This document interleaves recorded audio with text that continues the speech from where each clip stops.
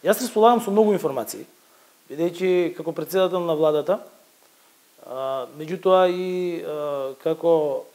носител на највисокото ниво на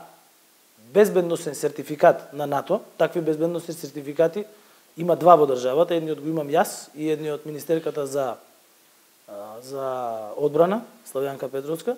Имаме информации кои што нормално дека не можеме да ги споделиме, со оглед на тоа дека се работи за информации од врвно ниво во однос на активности на групации, држави и поединци надвор и во државата. Така да тие што го прават не може да мислат дека не се знае. Сметам дека е добро што потпишавме во време на мандатот на мојата влада меморандум за соработка со Соединетите американски држави во делот на борбата со дезинформациите и лажните вести. Тоа значи дека преку соработка со САД ќе можеме да работиме на идентификување на изворите,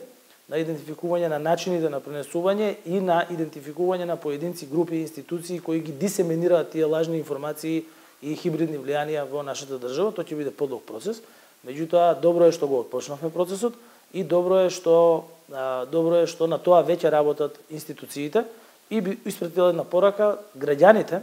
се првиот филтер на лажните информации и на странските или било какви други влијанија кои не и сакаат добро на државата и треба да обрнуваат внимание на